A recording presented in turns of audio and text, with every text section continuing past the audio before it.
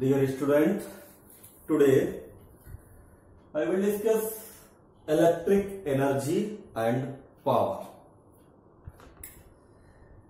आज हम डिस्कस करेंगे इलेक्ट्रिक एनर्जी और पावर के बारे में, और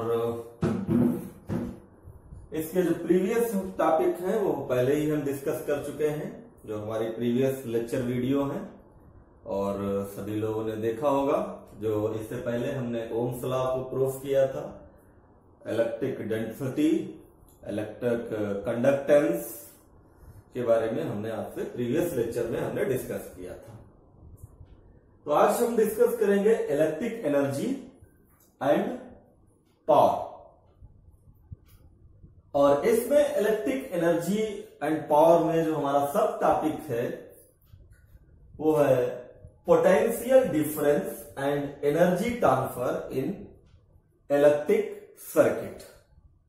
यानी यहां पे हम कुछ फार्मूले ड्राइव करेंगे वर्क का और पावर का, और उसके बाद कंज्यूम्ड जो हमारी इलेक्ट्रिसिटी है होम्स में या कहीं भी कंपनी में कितने यूनिट एनर्जी कंज्यूम्ड होती है पर डे, उसका भी फार्मूला हम लोग डिस्कस करेंगे। तो फर्स्ट आपका है potential difference and energy transfer in electric circuit. Potential difference क्या होता है? The potential difference of any 2 points in an electric circuit is defined as the work done carrying a unit charge from one point to another point।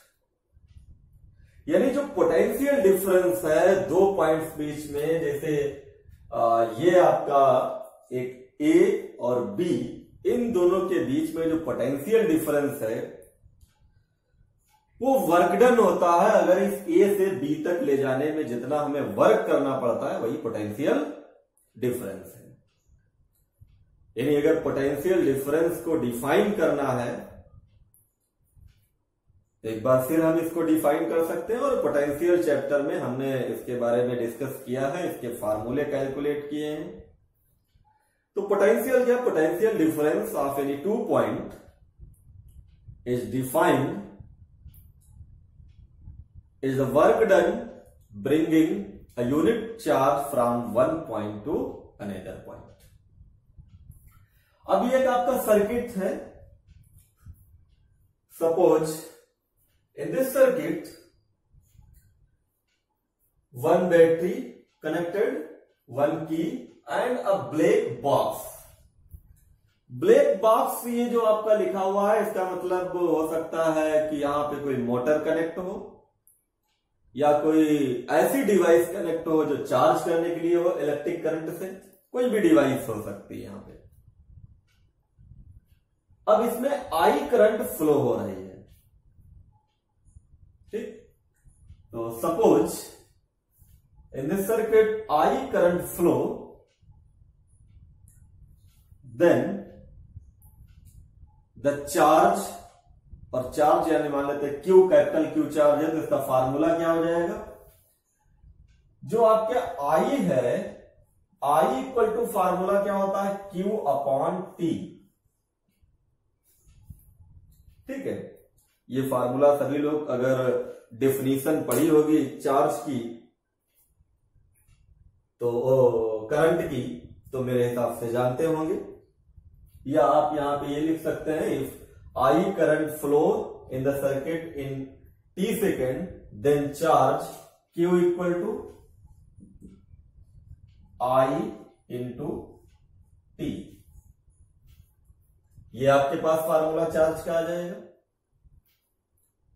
अब work done, इस charge को A से B point तक ले जाने में जो work होगा,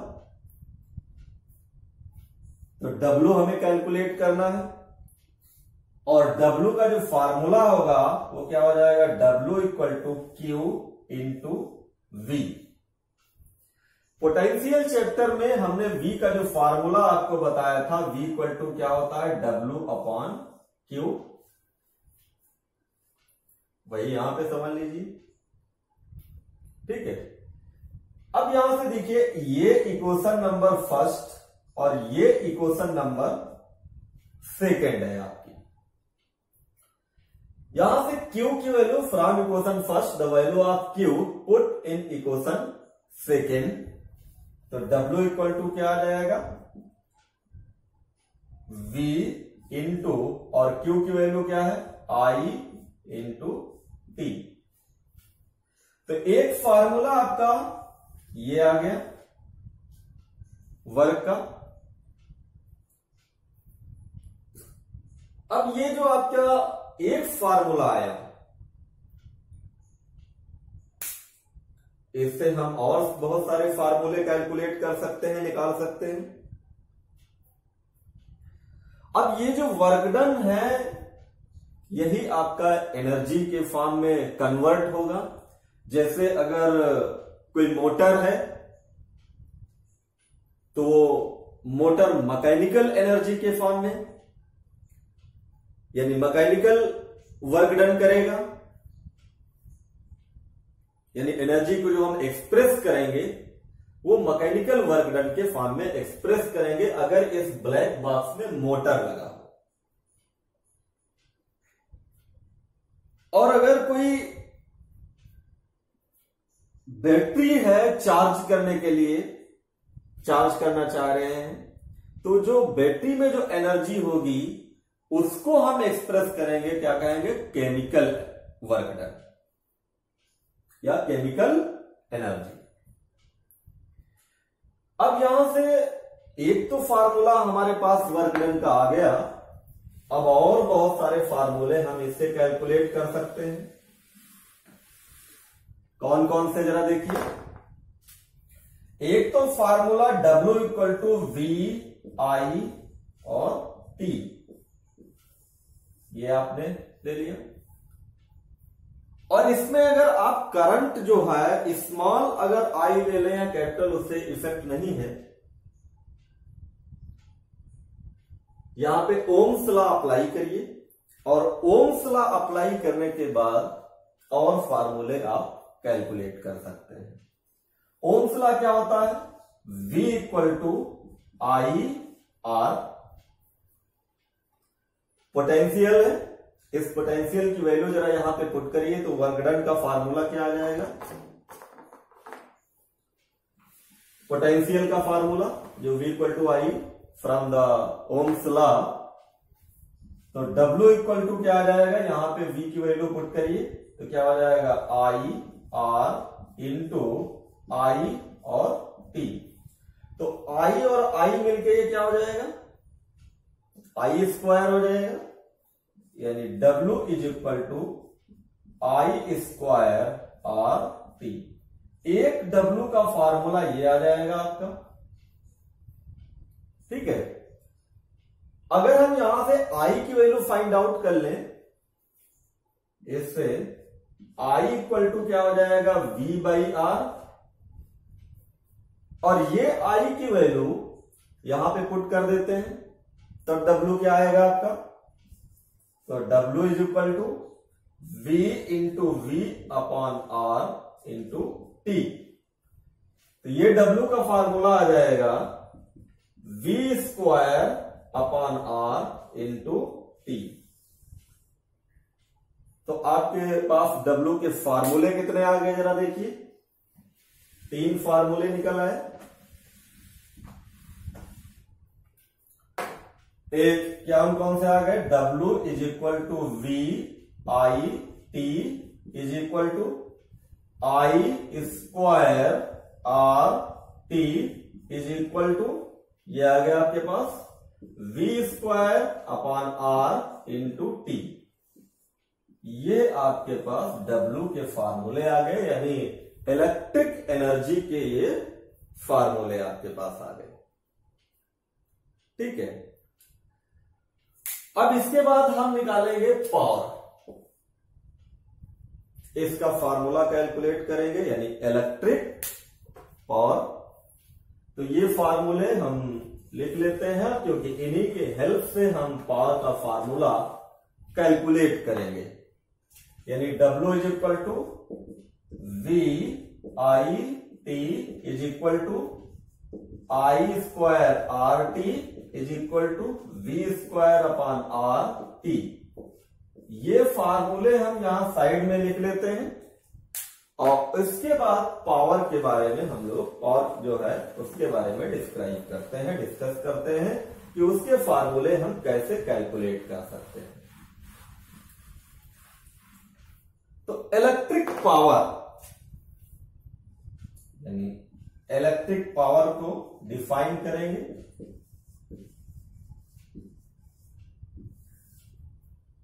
यानी इलेक्ट्रिक पावर क्या होती है, उसके फार्मूले हमें कैलकुलेट करना है।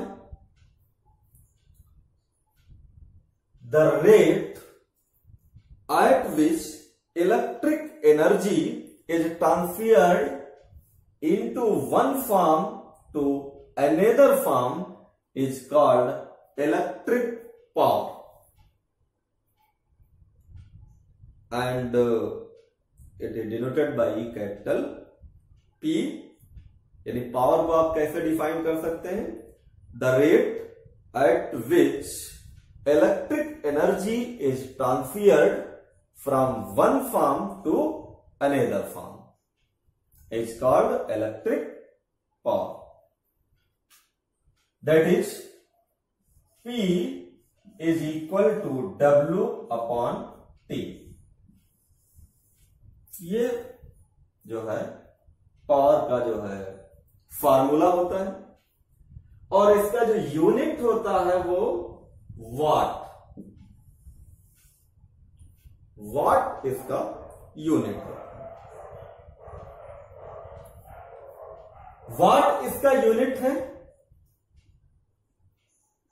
इसका इस फार्मूले से अगर आप यूनिट कैलकुलेट करना चाहें तो इस फार्मूले से जब कैलकुलेट करेंगे तो क्या निकल के आएगा आपके पास, जूल पर सेकेंड। ठीक है, यानी P equal to W upon T, और W की जो यूनिट होती है जूल और T का सेकेंड। ठीक है, अब इस W के जितने फार्मूले हैं उतने ही हम पावर के कैलकुलेट कर सकते हैं W के फार्मूले पुट करके। तो देखिएगा कितने फार्मूले आ जाएंगे।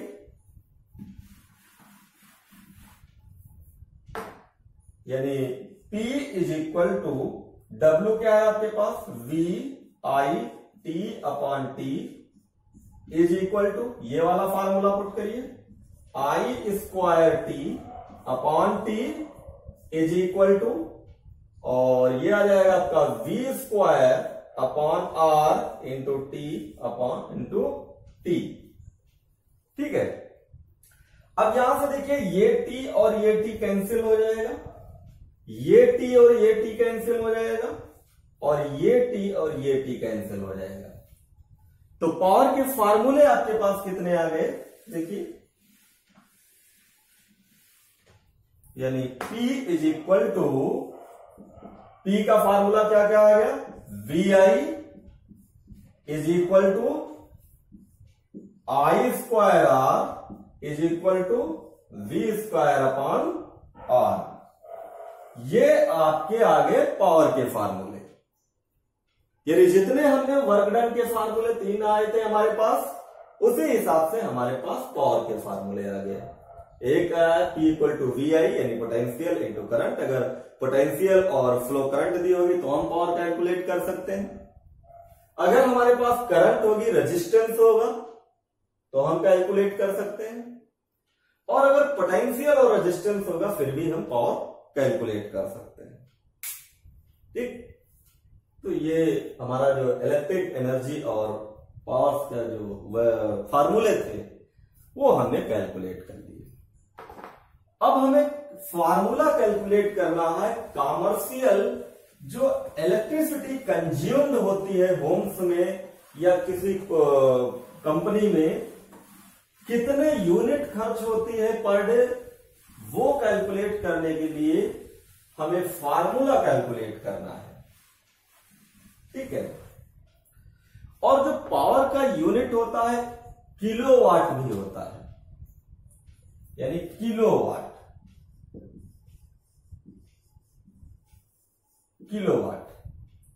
और 1 किलोवाट इज इक्वल टू होता है 1000 वाट। अब हमें कैलकुलेट करना है commercial unit of electricity consumption, यानी अगर किसी घर में एक घर में फैन है, फ्रिज है और मोटर है, ये सारी चीज 10 घंटे या 10 आवर्स अगर जलती हैं, 10 आवर, तो कितने यूनिट लाइट कंज्यूम होगी वो हमें कैलकुलेट करना है। और अगर हमें 1 किलोवाट या 1 यूनिट को अगर डिफाइन करना हो, यानी 1 किलोवाट की अगर डिफिनीशन हमें लिखनी हो, 1 किलोवाट आवर, यानी 1 किलोवाट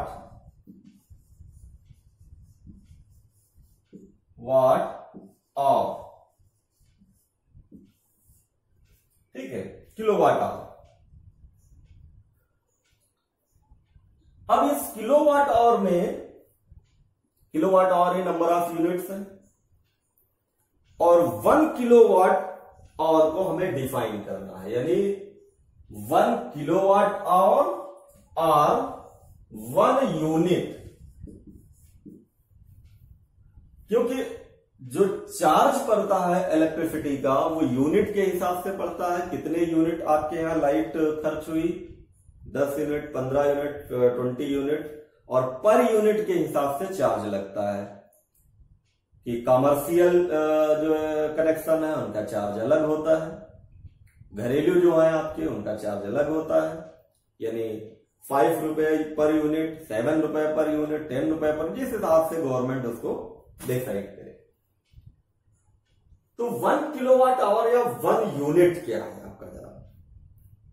1 किलोवाट आवर और 1 unit is the quantity of electric energy which is dissipated in 1 hour in a circuit when the electric power in the circuit is 1 kilowatt.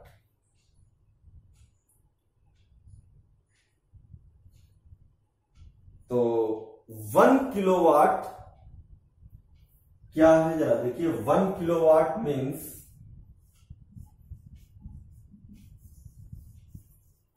1 kilowatt जो हमने definition आपको बताई है, kilowatt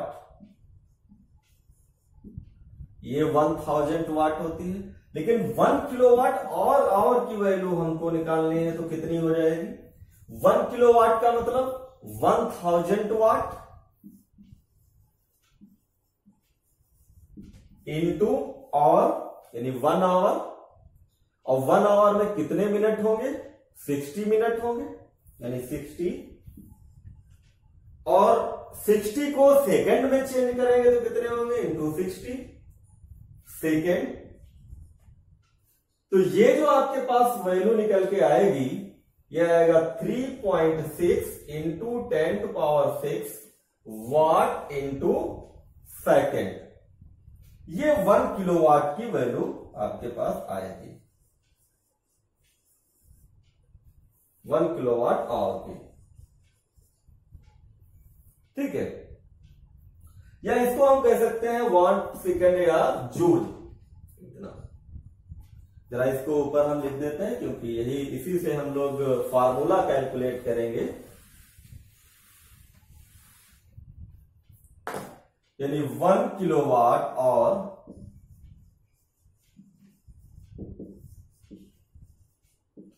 is equal to कितना आ रहा है, 3.6 into 10⁶ watt second, या joule भी लिख सकते हैं इसको। अब हमें नंबर ऑफ यूनिट अगर कैलकुलेट करना है तो नंबर ऑफ यूनिट का फार्मूला क्या आ जाएगा,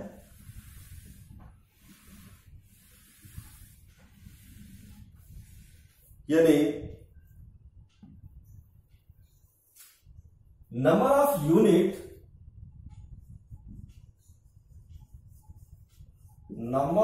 unit is equal to electric power into time.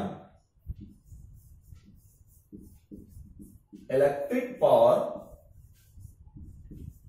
Into time. और इलेक्ट्रिक पावर का फार्मूला क्या होता है? P equal to V I, यहां पे पुट कर दीजिए, V इंटू आई, और टाइम आपका क्या है? T। ठीक है। और इस इलेक्ट्रिक पावर का जो यूनिट होता है वो वाट होता है, और 1 किलो हमें चेंज करना है, किलोवाट आवर में चेंज करना है, तो इसको हम 1000 से डिवाइड कर देते हैं, तो ये किलोवाट। और जो आपका जो टाइम किसमें होना चाहिए? आवर में। तो ये आपके पास जो बन जाएगा यहां पे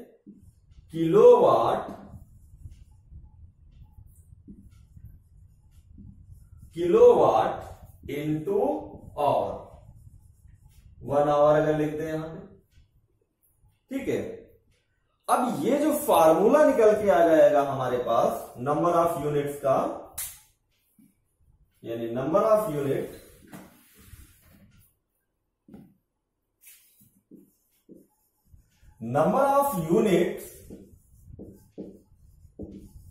इज इक्वल टू क्या हो जाएगा? V इंटू आई, और टाइम को स्मॉल t से ले लीजिए, 1 अपॉन 1000।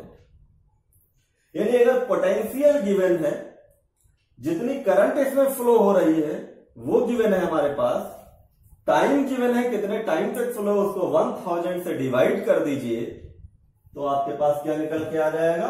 Number of units. ठीक है।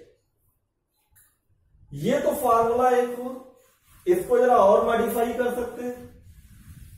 इसको क्या मॉडिफाई कर सकते हैं जरा देखिए। V इंटू आई पावर हुई, तो इसको वाट लिख दीजिए, इंटू टाइम आप किस में ले सकते हैं? टाइम लेंगे और में, तो और लिख दीजिए अपॉन 1000। वाट P V इंटू आई की जगह वाट, पावर का फार्मूला, T की जगह और एक ये फार्मूला हो सकता है। एक फार्मूला और आपका नंबर ऑफ यूनिट्स का होता है नंबर ऑफ यूनिट्स, इसको हम लिख सकते हैं P इंटू एच इंटू, और ये हो जाएगा P into H into D upon 1000। P means power, जितने भी पावर्स मान लेते हैं कमरे में 2 ट्यूबलाइट जल रही है 20-20 वाट की, तो पावर कितनी हो गई? 20 प्लस 20 40 वाट हो गया पावर के लिए। H यानी आवर, यानी कितने घंटे वो जल रही है? 10 घंटे, तो H की जगह 10, और D मीन्स डे, कितने दिन वो जल रही है। मल्टीप्लाई करके 1000 से डिवाइड कर दीजिए, तो आपके पास नंबर ऑफ यूनिट्स कैलकुलेट होके आ जाएंगे। और जब ये कैलकुलेट होके आ जाएंगे तो आप आसानी से निकाल सकते हैं कि कितना चार्ज हमें 1 मंथ का देना पड़ेगा या 1 ईयर का देना पड़ेगा, जो हमारे इलेक्ट्रिसिटी कंज्यूम्ड हो रही है। तो ये फार्मूला आपका आ गया, जो है काफी ये इंपॉर्टेंट फार्मूला है। एक क्वेश्चन कभी कभार आता है इसमें कि नंबर ऑफ यूनिट्स कैलकुलेट करके और प्राइस निकालने के लिए कि 1 मंथ में कितना चार्ज उस हाउस को देना पड़ेगा अगर लाइट इतनी उसमें कंज्यूम्ड हो रही है, तो ये आपको बताना पड़ेगा। ठीक है। अब इसका जो नेक्स्ट टॉपिक है आपका combination of resistance. Combination of resistance 10th class में भी आप पढ़ चुके हैं। ये जो फार्मूले हैं, ये भी कुछ फार्मूले इसमें के 10th क्लास में, लेकिन क्योंकि आपके सिलेबस में है तो हमने ये बता दिया है। कॉम्बिनेशन ऑफ रेजिस्टेंस भी आपके सिलेबस में है, इसलिए हम फिर से इसको रिवाइज करा देते हैं। कॉम्बिनेशन ऑफ रेजिस्टेंस के जैसे हमने कॉम्बिनेशन ऑफ कैपेसिटेंस आपसे डिस्कस किया था, फार्मूले हमने ड्राइव किए थे, ऐसे ही हम रेजिस्टेंस का जो कॉम्बिनेशन है उसके फार्मूले कैलकुलेट करेंगे जो है।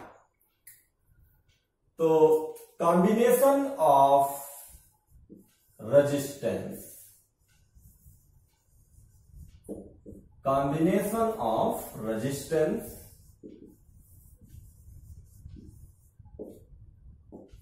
there are two types of combination of resistance, number one series combination और number two parallel combination। यानी फर्स्ट है आपका इन सीरीज कॉम्बिनेशन और नंबर टू है आपका पैरेलल कॉम्बिनेशन, इन पैरेलल। ठीक है, तो पहले हम सीरीज कॉम्बिनेशन का फार्मूला कैलकुलेट करते हैं और उसके बाद पैरेलल कॉम्बिनेशन का कैलकुलेट करते हैं। तो first we will discuss the in series combination. Series combination में मान लेते हैं कि हमने क्या किया कि कुछ रेजिस्टेंस ले लिया और एक सर्किट में हमने कनेक्ट कर दिया। जैसे एक ये रेजिस्टेंस हमने ले लिया, एक ये रेजिस्टेंस हमने ले लिया, एक यहां पे हमने रेजिस्टेंस कनेक्ट कर दिया और यहां पे सप्लाई हमने लगा दी। ठीक, आई करंट फ्लो हो रही है, मान लेते हैं। ये R1 है, ये R2 है, ये R3 है। ये आपका सीरीज कॉम्बिनेशन है और सीरीज कॉम्बिनेशन की एक प्रॉपर्टी ये है कि इसमें करंट डिवाइड नहीं होती है। जितने भी रेजिस्टेंस आपके लगे हुए हैं सभी रेजिस्टेंस में आपकी करंट क्या होगी, सेम होगी, लेकिन पोटेंशियल आपका इन तीनों रेजिस्टेंस में डिफरेंस होगा। तो यहां पे हम क्या करते हैं, यहां पर ओम्स लॉ अप्लाई करते हैं, यहां पे ओम्स लॉ अप्लाई करते हैं, यहां पे ओम्स लॉ अप्लाई करते हैं और अप्लाई करके हम फार्मूला कैलकुलेट कर लेते हैं। थोड़ी सी थ्योरी इसमें लिख लेंगे। Let us consider a circuit connected three resistance R1, R2 and R3. If I current flow in the circuit, if the potential difference taken capital V and the potential difference in R1 resistance V1 and R2 V3 and R3 V3, then the applying the Ohm's law, so V is equal to IR first, then apply here Ohm's law. So V1 equal to IR1, V2 is equal to IR2, V3 is equal to IR3. So the total potential V is equal to V1 plus V2 plus V3. Value put कर दीजिएगा, V1 V की value put करिए, V1 V2 V3 की value put करिए और देखिए क्या value निकल के आ रही है। यानी IR equal to IR1 plus IR2 plus IR3 और यहां से जरा I कॉमन ले लीजिए और कैंसिल कर दीजिए। तो IR equal to R1 plus R2 plus R3, I and I cancel हो जाएगा तो आपके पास जो रेजिस्टेंस का फार्मूला आ जाएगा इन सीरीज कॉम्बिनेशन में वो आ जाएगा R equal to R1 plus R2 plus R3 और भी अगर रेजिस्टेंस आप लगा दीजिए इसमें 4, 5, 6, 7, 8 एंड सो ऑन, तो आगे आप प्लस माइनस कर सकते हैं। जो तो सीरीज कॉम्बिनेशन में जो इक्विवेलेंट रेजिस्टेंस होगा वो सम ऑफ ऑल रेजिस्टेंस के इक्वल होगा। यानी अगर आप यहां से थोड़ा सा थ्योरी अगर लिखना चाहें तो ये लिख देंगे, इन series combination the equivalent resistance is equal to the sum of all resistance। इन सभी रेजिस्टेंस के सम के इक्वल होगा। ये तो आपका हो गया series combination. Parallel combination discuss कर लेते हैं। In parallel combination, in parallel combination. अब पैरेलल कॉम्बिनेशन में थोड़ा सा ये है कि यहां पे पोटेंशियल सभी जगह डिफरेंट था, करंट सेम थी, लेकिन पैरेलल कॉम्बिनेशन में करंट डिफरेंट होगी, पोटेंशियल सेम होगा। पहले सर्किट ड्रा कर लेते हैं। First we draw the circuit and then applying the Ohm's law and then calculate the formula in parallel equivalent formula of equivalent resistance in parallel combination। तो ये कोई circuit आप ले लीजिए और यहां से आप क्या करिए, 3 रेजिस्टेंस लगा दीजिए। यहां से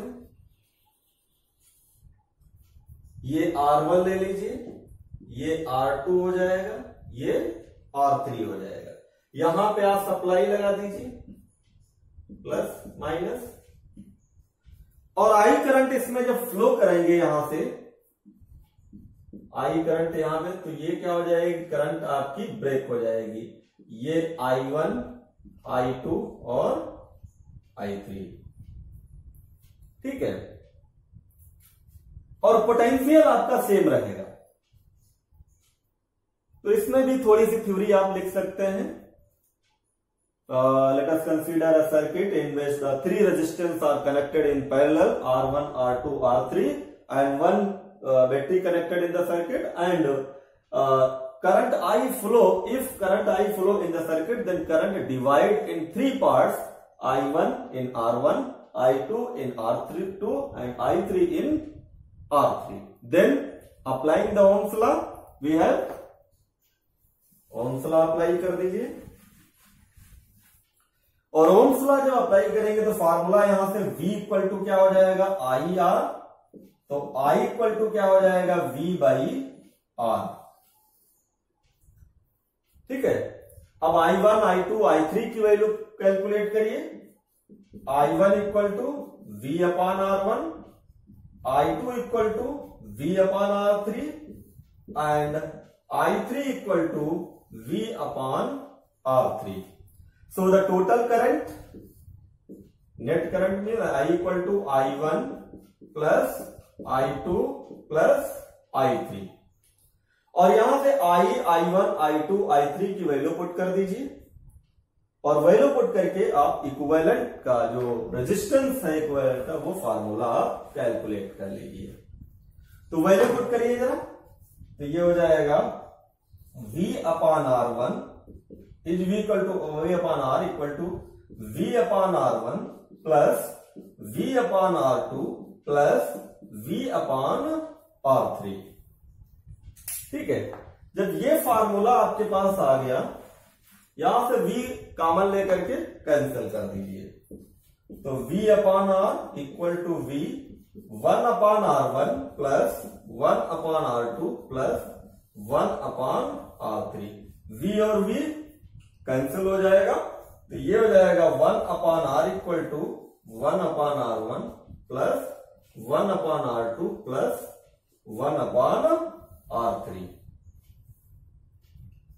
So in parallel combination the equivalent resistance को डिफाइन कैसे करेंगे? The reciprocal of equivalent resistance is equal to the sum of reciprocal of all resistance. ठीक है, तो ये फार्मूला हमें जब भी पैरेलल कॉम्बिनेशन कहीं पे रेजिस्टेंस का होगा तो हम लोग ये वाला फार्मूला अप्लाई करेंगे, और कहीं पर अगर सीरीज कॉम्बिनेशन होगा तो हम लोग R equal to R1 plus R2 plus R3 formula apply करेंगे। तो मेरे हिसाब से जितना हमने आपको आज बताया है समझ में आया होगा। काफी ये पहले भी क्लासों में आप पढ़ चुके हैं, लेकिन क्योंकि क्लास 12 के सिलेबस में भी है इसलिए हमने ये आपको फिर से रिवाइज कर दिया। इस पे न्यूमेरिकल्स आते हैं पैरेलल और सीरीज कॉम्बिनेशन के, तो जो न्यूमेरिकल आपकी टेक्स्ट बुक्स में है या एनसीईआरटी बुक में है तो आप सॉल्व कर सकते हैं। जो फार्मूले अप्लाई करेंगे, ये फार्मूले अप्लाई करके और जो है न्यूमेरिकल्स को सॉल्व कर सकते हैं। और जो भी आप पढ़ रहे हैं पहले थ्योरी कंप्लीट करिए, उसके बाद न्यूमेरिकल सॉल्व करना स्टार्ट करिए। और थ्योरी कंप्लीट करने के लिए आपको कम से कम 2-3 बार लेक्चर वीडियो देखिए तो आप लोग माइंड में सेट हो जाएगी। तो आज के लेक्चर वीडियो में इतना ही। नेक्स्ट लेक्चर वीडियो में हम फिर एक नया टॉपिक लेके आएंगे। तो आज इतना ही। Thank you.